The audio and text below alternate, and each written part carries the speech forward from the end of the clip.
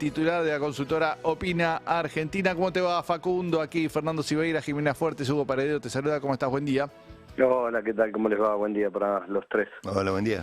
Bueno, estábamos mirando aquí la encuesta que terminaste esta semana, ¿no? A propósito de los votantes de Milei. Bueno, pero un poco empezás reevaluando la imagen de los principales dirigentes del país.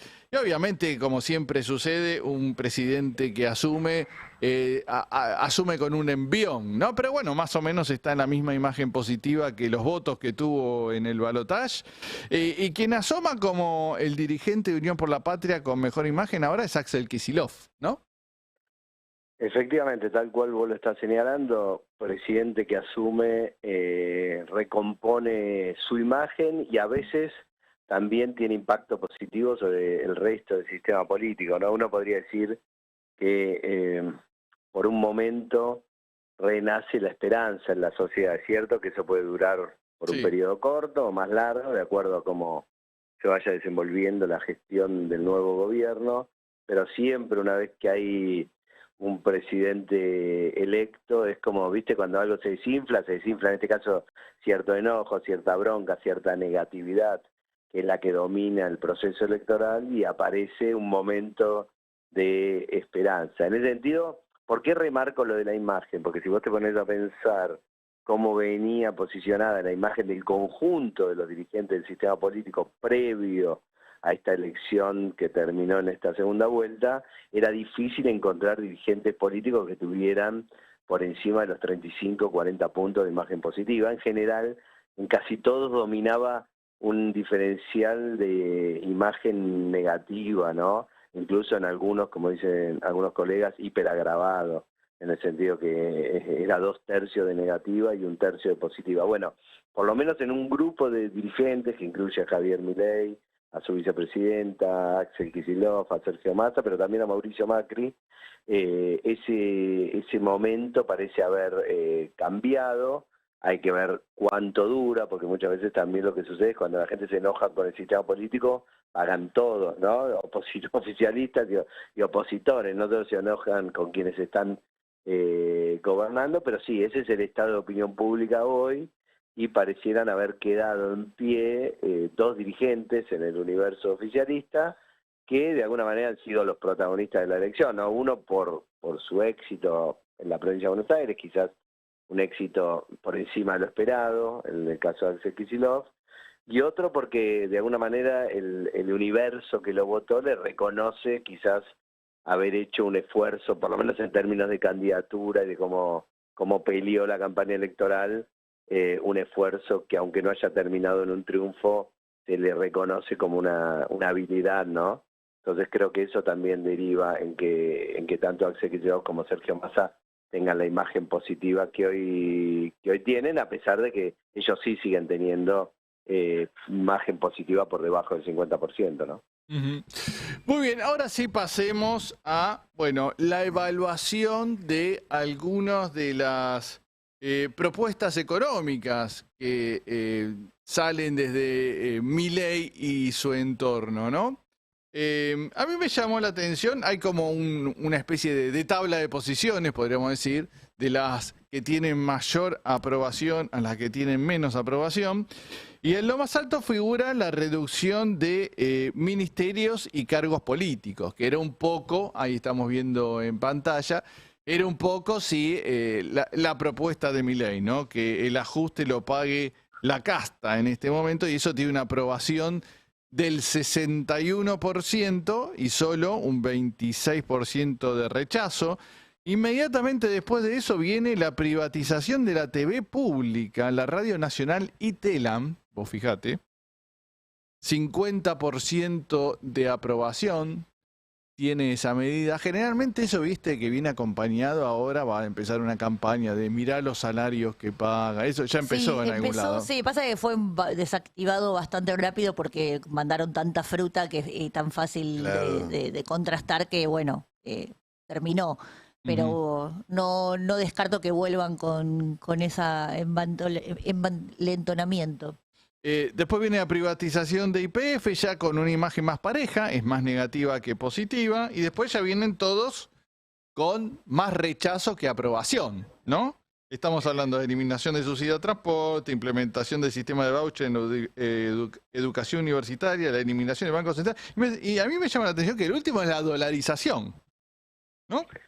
A mí no me llama la atención, y te voy a decir por qué. A ver, yo creo que esas propuestas de política las podemos dividir en tres o cuatro. A ver, un grupo que podríamos denominar las políticas anticasta, ¿sí? Sí. O los lugares en los cuales la sociedad piensa que son un nicho en el cual la política disfruta de beneficios que no le llegan al conjunto de la población. Yo creo que en ese paquete vos tenés como mejor exponente las estructuras del Estado, ¿no? Los famosos ravioles. Hay una idea de que una idea que probablemente tenga mucho de cierto, sí, de que hay un exceso de burocratización, de cargos de alta gerencia pública, ocupado por aquellos que giran alrededor de la política, y que en una situación de crisis la política no hace un ajuste de esos gastos y de esas estructuras, ¿no? Ese tipo de propuestas, la motosierra en ese lugar, que es en general, me parece, va a ver con lo que la mayoría de la gente asocia el recorte del Estado, el ajuste del Estado, cuando se habla y se le dice que lo va a pagar la casta, que lo va a pagar la política. Eso tiene un alto nivel de aceptación pública, y yo te diría que traspasa incluso hasta los propios votantes de Javier Milei, ¿no? Después hay propuestas que tienen que ver con medidas económicas que implican un ajuste del gasto público, pero que la sociedad entiende que tiene un alto impacto social. No sé si está tan de acuerdo o si están tan dispuestas a apoyarla. Por ejemplo, la reducción de los subsidios a las tarifas de los servicios públicos, de energía, luz, gas y demás, ¿no?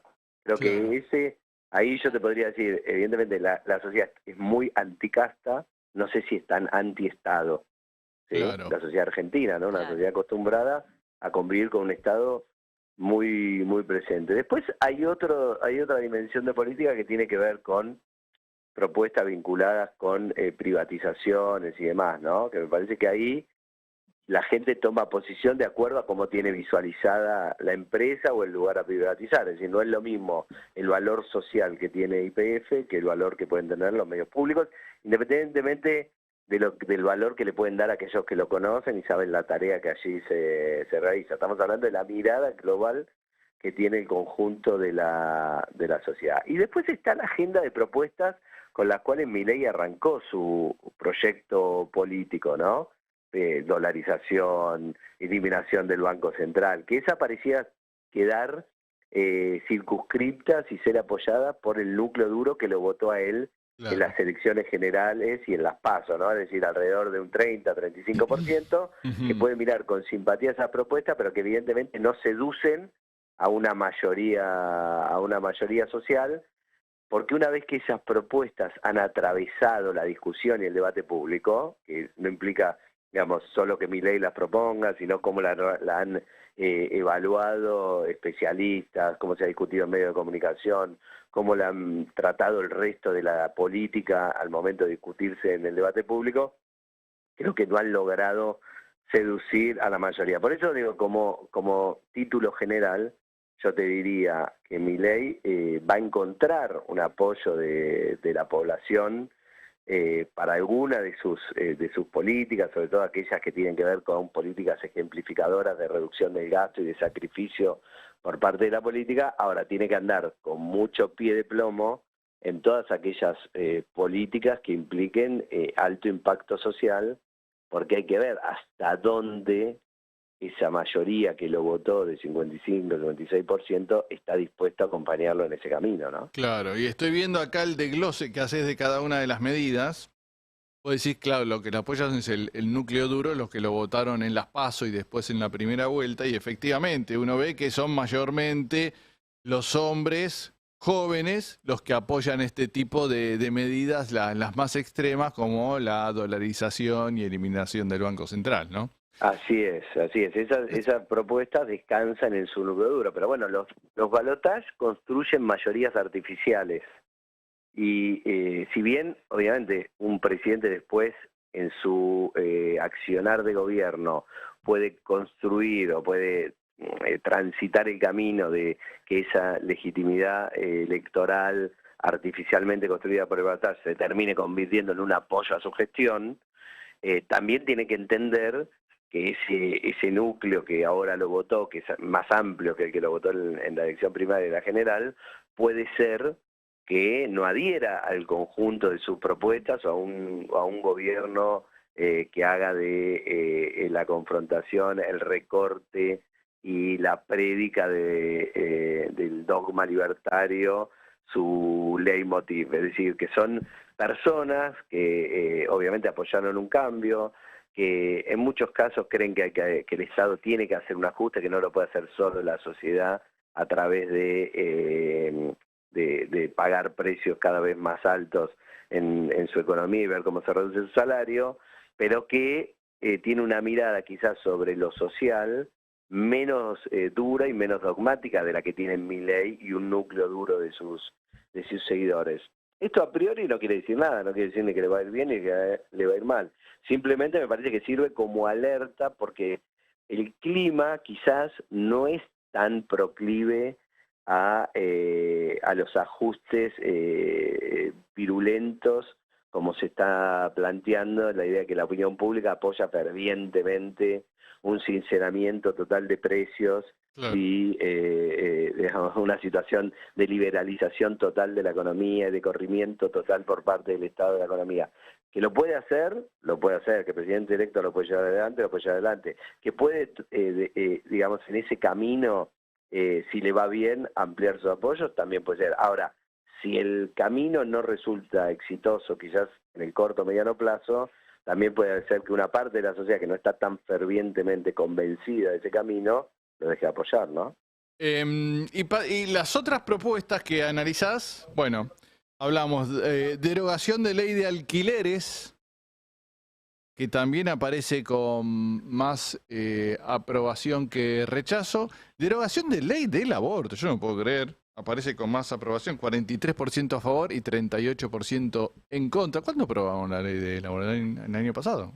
No, en medio de la pandemia fue, sí, 2 años, diciembre. Mira, te doy para mí 2 explicaciones. Respecto de la ley de alquileres, hay, digamos, una dificultad en el procedimiento de alquilar departamentos que hoy, digamos, los 2 actores que se sientan en esa mesa, tanto inquilinos como los que alquilan los departamentos, se sienten que están perjudicados, obviamente por distintas razones, ¿no? No es que el problema sea la ley, pero la ley es un buen sujeto para culpabilizar a esa situación. Así que, digamos, la eliminación de esa ley tampoco quiere decir que todos se puedan ver beneficiados eventualmente de una desregulación total de ese mercado, sino simplemente que la sociedad siente que esa ley que hoy está en vigencia no le facilita el proceso de alquiler. Con el tema del aborto yo creo que ahí hay otra cuestión. Nosotros medimos punta a punta el proceso de discusión y de debate sobre el aborto y nunca encontramos una mayoría social que apoye la ley de aborto. Sí encontramos que hay sectores, digamos, muy activos en relación a ese tema y una mayoría social que tiene quizás una menor intensidad en relación al tema y que puede parecerle indiferente que la ley esté o no esté. Ahora, cuando vos preguntás al conjunto de la sociedad, nunca hubo una mayoría muy clara que dijese que estuviese a favor del aborto. Creo que eso te explica en parte que hoy si eventualmente Milei hiciese esa propuesta, tampoco quiere decir que hay una mayoría más del 50%, pero sí quizás que hay una parte de la población más significativa de la que uno piensa que está a favor de la derogación. Claro, es parejo ahí lo que da la encuesta. Lo que sí hay un alto rechazo es, uno, el sistema de vouchers en la educación, al indulto a los militares y mucho también que también llama la atención, a esto de cortar relaciones con Brasil y con China, cosa que ya fue relativizada por la propia canciller, ¿no? Mondino, pero también altísimo rechazo de la gente a eso. Sí, me parece, a ver, distintas explicaciones, ¿no? Uno tiene que ver con la sociedad no espera de un presidente decisiones intempestivas y que en función de gustos personales defina sus relaciones con los países. La sociedad argentina, creo que hay un sentido común, sabe la importancia que tiene la relación con China y con Brasil, y creo que por eso mayoritariamente rechaza esa idea, a pesar de, como vos decís, casi que se vuelve una discusión abstracta, porque el presidente Milei parecía haber dejado de lado esa idea. En el caso de la educación, me parece que, bueno, es un valor, ¿no?, para la sociedad argentina la educación pública, inclusive para muchos que no utilizan la educación pública y mandan a sus hijos a la educación privada, sobre todo la educación pública universitaria, tiene mucho prestigio en nuestra sociedad, los profesores, los investigadores tienen mucho prestigio, y creo que eso explica. Y creo que lo otro también es importante, porque me parece que también plantea una idea de cosa saldada, ¿no? El tema de la mirada sobre la dictadura militar y sobre la responsabilidad que le cabe a cada uno en ese proceso. Me parece que la sociedad tiene ese tema en discusión ya resuelto, y creo que no sería bueno para el nuevo presidente y su gobierno traer al centro de la escena esa discusión. Creo que no tiene nada para ganar al respecto, ¿no? Facundo Nehamskin, director de la consultora Opina Argentina, te agradecemos mucho estos minutos aquí en el Destape Radio. Un abrazo grande. Un abrazo para vos y para toda la mesa. Hasta luego. Un país unido por la radio.